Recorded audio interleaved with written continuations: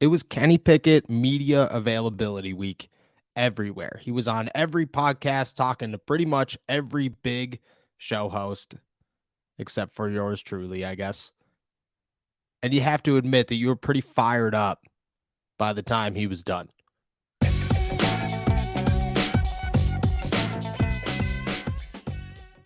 What's going on, everybody? I'm Noah Strackbine. Thank you for jumping on to Steelers to Go, your daily to-go cup of Pittsburgh Steelers news and analysis. Find us on youtube.com/All Steelers Talk or anywhere you get your podcasts. And today, we're talking about Kenny Pickett. We're talking about how fired up we're getting. And we're talking about how, yeah, maybe not everything was there in year one, but not everything was supposed to be there in year one. And for year two, the expectations are already very, very high. Kenny Pickett started his week by popping up on the Cam Hayward podcast, then went over to the Pat McAfee show. And both of those interviews, you got to admit, you got just like a little bit of a tingle, a little bit of a heart race. You felt a little bit fired up by the end of it. You hear him talking about guys like Deontay Johnson and George Pickens and his chemistry with those guys. You hear him talking about Matt Canada, I guess, and how he's excited for year two and what he believes in the offense. And then you hear him talk about his offseason plans and what's ahead of him this season. And you got to admit that you're feeling really good about where Kenny Pickett is and where Kenny Pickett is heading and how serious he's ready to take this. I think that's the biggest question is you get a lot of guys in the NFL these days where you have to question how seriously they'll take this. You got guys, like Kyler Murray, who will continue to make headlines because all of that nonsense is floating out about him and it will continue to float out about him. Last year it was Kayvon Thibodeau, who's coming out of Oregon, who a lot of people said, maybe this dude doesn't have the passion to play football. Kenny Pickett was never questioned like that, but you didn't know where the ceiling was. You looked at Kenny Pickett and you said, okay, you see where the floor is and it's pretty good. He's pro ready. He can win you some games, but where's the ceiling? How good can this guy get? Well, the ceiling in the NFL is determined by how hard you're willing to work. It's not determined by where you entered the NFL and where your max value was as a rookie. It's how hard are you willing to grind to raise that ceiling and become an even better player year after year. And Kenny Pickett is showing that, well, he's ready to work and he's ready to become that player and he's ready to raise that value in year two.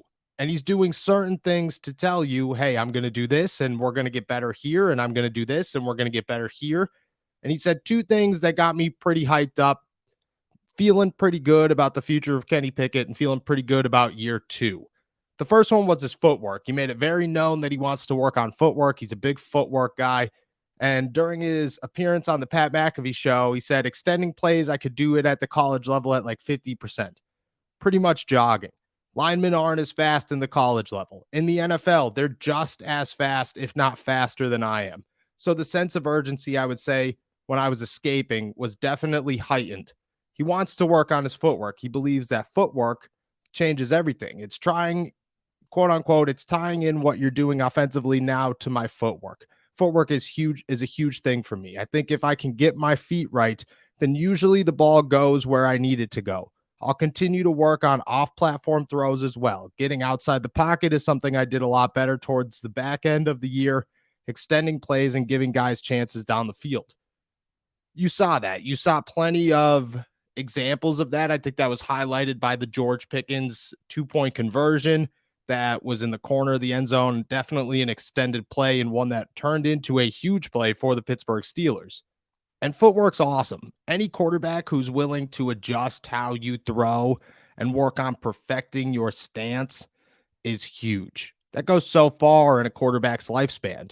A lot of guys are out there just relying on arm talent. You hear a lot of critics of Josh Allen these days talking about how he just flings it up and hopes for the best. A lot of times it's not the best. For Kenny Pickett, he wants to make sure that every throw is accurate, every throw is precise. We're over the small hands thing, or can he launch at 60 yards? We've seen both of those things work well. Now it's about figuring out how to be as accurate as humanly possible, how to make those difficult throws, and how to do it correctly. And I love that he's going into the offseason working on that and trying to adjust and get better. That raises your ceiling instantly. The next thing is gaining weight. And you could laugh and say, oh, yeah, whatever. No, gaining weight's huge. And if you're going to pull a little bit of a Ben Roethlisberger, now's the time to do it. Kenny Pickett was a small dude.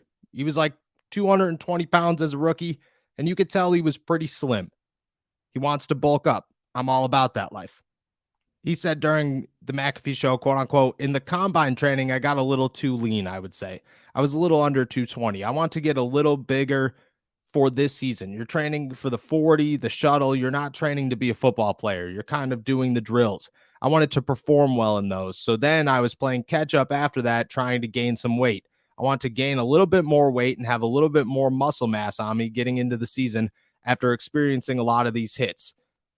Kenny took some blows, some big blows, and you got to give him credit because he stood in the pocket and took a lot of those blows without any question. There were a lot of times where he made a throw at the exact last second and said, yep, screw it.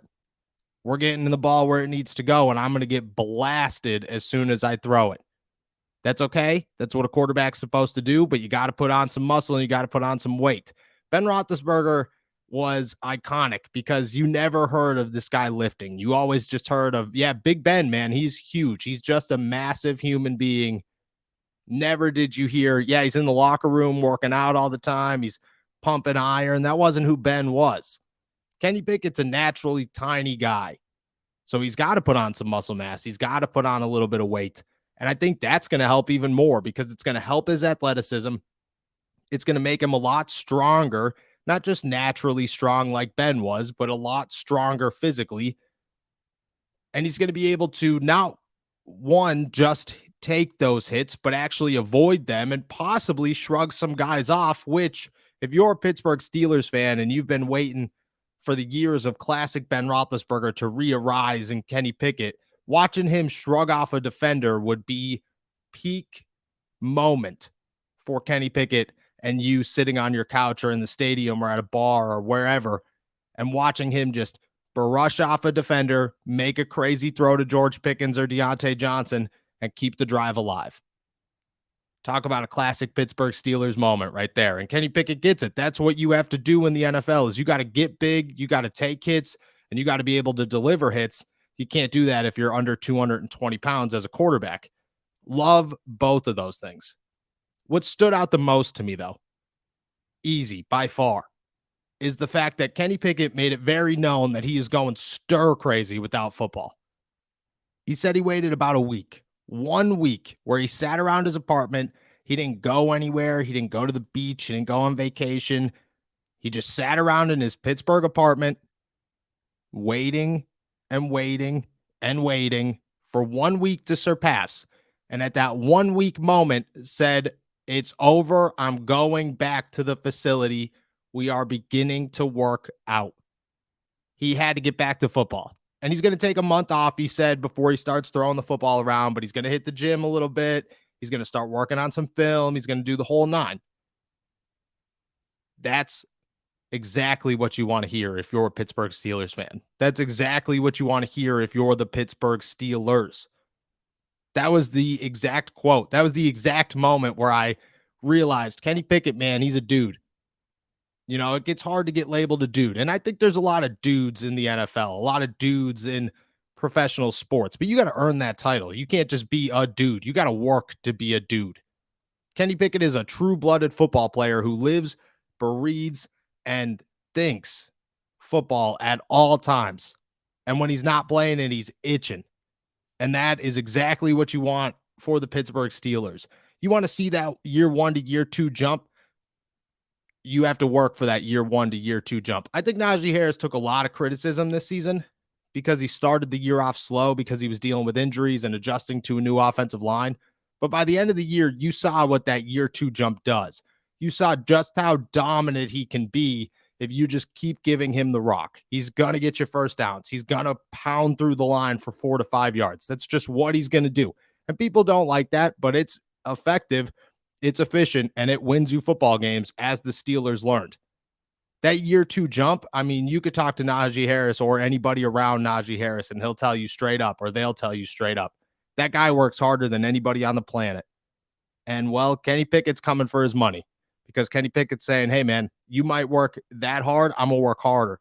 And we're going to be the craziest 1-2 punch Pittsburgh's ever seen. I mean, that's exciting to hear a guy spent 1 week away from the facility, couldn't even leave, couldn't even go to the beach or do anything crazy. He was just like, yeah, man, I'm just going to hang out in my apartment, walk around, do circles, watch some television, freak out for a little bit. And then I'm heading back to the facility because I can't go too far because I got to get back to football. I don't know. It was Kenny Pickett week for some reason.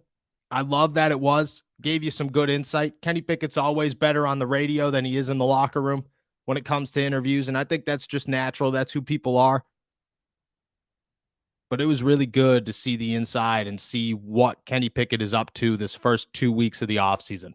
It's really good to see that he is already thinking about how he's going to get better, and he's working towards getting better a week after the season ended.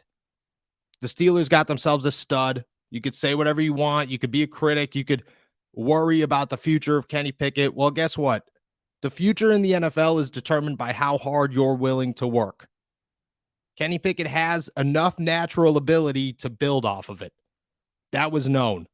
Otherwise, his ceiling wouldn't have been NFL ready as a rookie. He's got to work to raise that ceiling. I think he understands that. But the harder you work, the higher that ceiling goes. And Kenny Pickett waited 7 days to say, all right, we're done. I'm done.